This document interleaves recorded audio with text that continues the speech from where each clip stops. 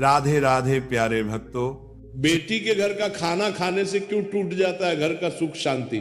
क्या आपने कभी गंभीरता से सोचा है कि बेटी के घर का अन्न ग्रहण करने से माता पिता को ऐसे 3 बड़े पापों का भागी क्यों बनना पड़ता है, जिनका दंड उन्हें अपने जीवन में ही दुख, अपमान और अशांति के रूप में भुगतना पड़ता है?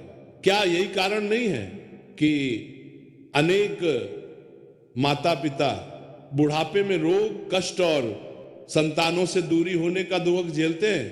अब जो विषय में आपके समक्ष रखने जा रहा हूं वह केवल एक कथा नहीं बल्कि जीवन की वो सच्चाई है जिसका प्रभाव सुनने मात्र से नहीं बल्कि समझने और मानने से घर परिवार की दिशा बदल देता है।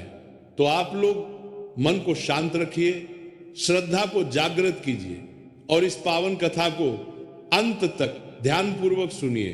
गांव था धर्मपुर, मिट्टी के घर, आंगन में तुलसी चौरा और दरवाजे पर बंधी हुई गाय। उस गांव में एक सीधा साधा ब्राह्मण रहता था, पंडित हरिदत्त। वे बहुत बड़े विद्वान नहीं थे पर मन के बड़े शुद्ध थे। उनकी पत्नी थी धर्मवती।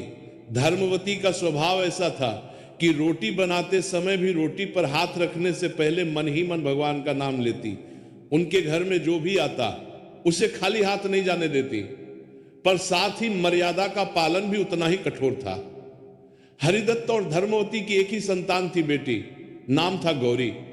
गौरी बचपन से ही बहुत समझदार, मां के साथ चूल्हे पर बैठकर दाल में नमक कम ज्यादा करना सीख गई थी और पिता के साथ बैठकर रामायण की चौपाइयां भी सुन लिया करती थी। पर समय अपनी गति से चलता है। गौरी जवान हुई और उसके विवाह का समय आया।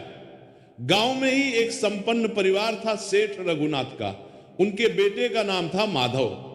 बाहर से सब ठीक, कपड़ा अच्छा, घर बड़ा, बोलचाल मीठी, रिश्ता तय हुआ, विवाह हुआ और गौरी विदा होकर अपने ससुराल चली गई।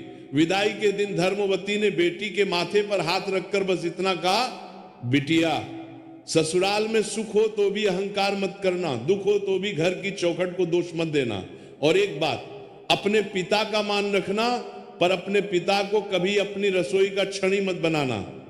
गौरी ने मां की बात सुनी पर उसका अर्थ पूरी तरह नहीं समझ पाई।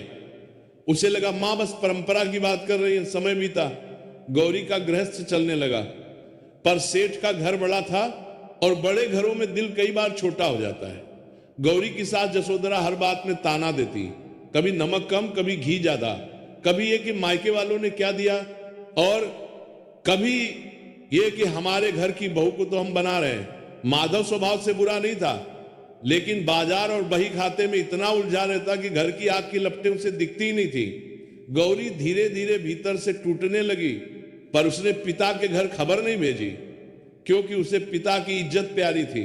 वो बस मंदिर जाकर रो लेती और चूल्हे पर आंसुओं को आंचल से पोंछकर रोटी सेंक देती। इधर धर्मपुर में पंडित हरिदत्त की हालत बदलने लगी। खेती ठीक नहीं हुई, घर में बचत कम थी, ऊपर से हरिदत्त की कमर में दर्द रहने लगा। धर्मवती ने अपने गहने गिरवी रखे, फिर भी घर का खर्च किसी तरह चल रहा था। मां बाप के चेहरे पर चिंता थी पर वो चिंता भी बेटी तक नहीं पहुंचने देते थे। एक दिन गांव में कथा प्रवचन हुआ। वहां एक महात्मा है, उन्होंने बड़ी सरल भाषा में कहा, जब बेटी विदा होती है तो सिर्फ देह से नहीं जाती, घर की रसोई की लक्ष्मी भी साथ लेकर जाती है। बेटी के घर का अन्न उसके पति के घर का अन्न है, उसमें बेटी का अधिकार तो है पर मां बाप का अधिकार नहीं। मां बाप अगर उस अन्न को स्वीकार करते हैं तो कई बार वो अन्न नहीं, बेटी का संकोच खाते हैं। ये बात सुनकर धर्मवती का मन कांप गया। उन्हें अपनी कही हुई वही पंक्ति याद आई, अपने पिता को कभी अपनी रसोई का छड़ी मत बनाना। पर जीवन की कठिनाई सिद्धांत देखकर नहीं चलती। कुछ दिनों बाद हरिदत्त की तबीयत बहुत बिगड़ गई। वैद्य मुकाकु परिवादिक तरह ने दवा लिखी पर दवा महंगी थी। धर्मवती के पास पैसे नहीं थे। उन्होंने बहुत हिम्मत करके गौरी को संदेश भिजवाया, बिटिया, पिता बीमार हैं, अगर हो सके तो 2 दिन आ जा। गौरी ये सुनते ही घबरा गई। वो भागकर मायके आना चाहती थी पर ससुराल में अनुमति लेना पड़ता। उसने सास से कहा, अम्मा, बाबूजी की तबीयत खराब है, मैं 2 दिन के लिए जाना चाहती हूं।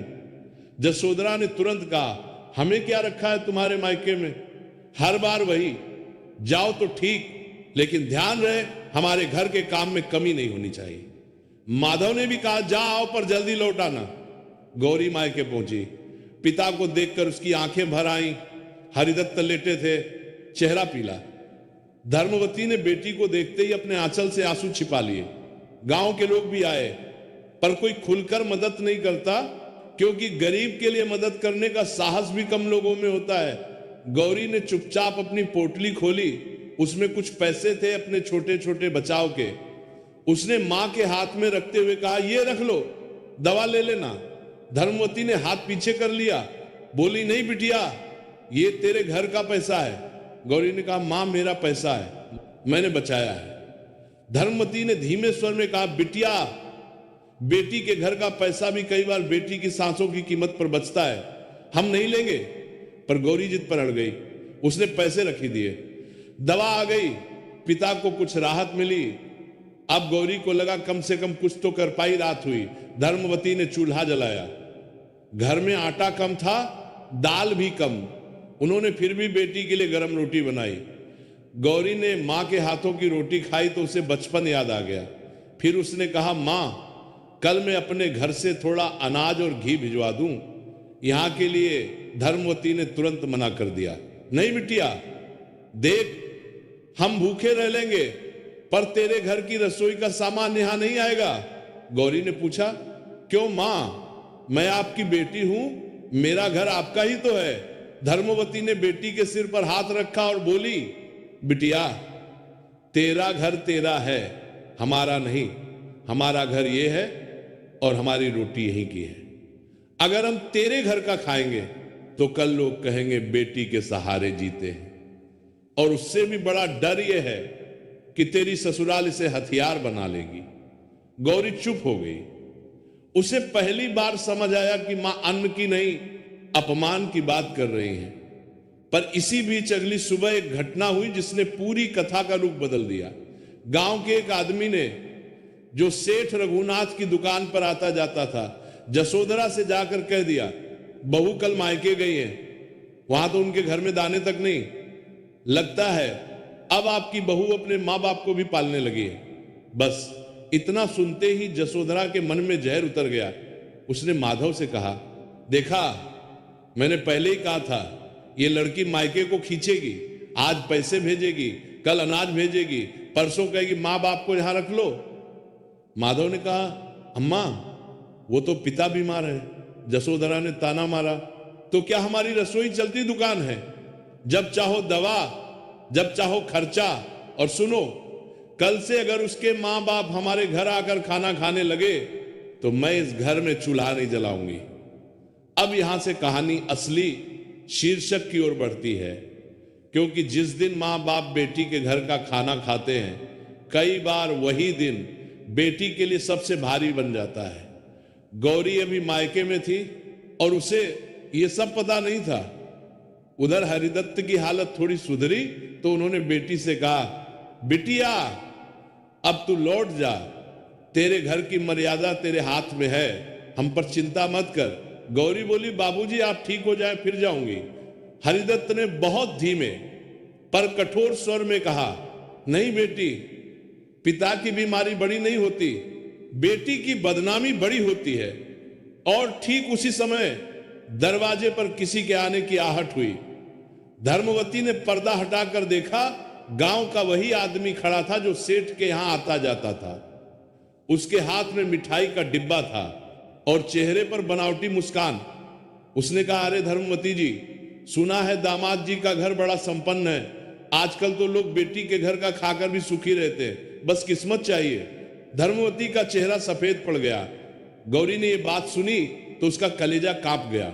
वह समझ गई कि बात फैल चुकी है, और अगर बात फैल गई तो ससुराल में ताने बढ़ेंगे और उसके पति पर भी दबाव आएगा।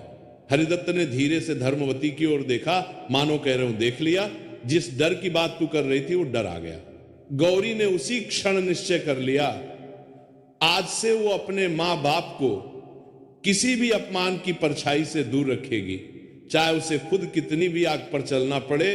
अगली सुबह वो मायके के आंगन में तुलसी के आगे दीप रखकर बोली, मां बाबूजी आशीर्वाद दीजिए। आपका कर्तव्य मेरा धर्म है, पर आपका मान मेरे लिए प्राण से बढ़कर है।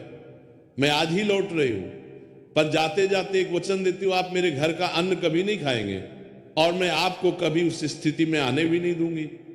धर्मवती की आंखें भर आई, पर उन्होंने सिर हिलाकर कहा, यही हमारी बेटी है, जाओ अपनी मर्यादा बचाओ।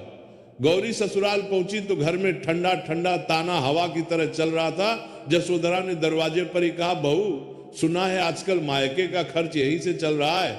गौरी ने शांत स्वर में उत्तर दिया, अम्मा आज से कोई खर्च किसी से नहीं चलेगा।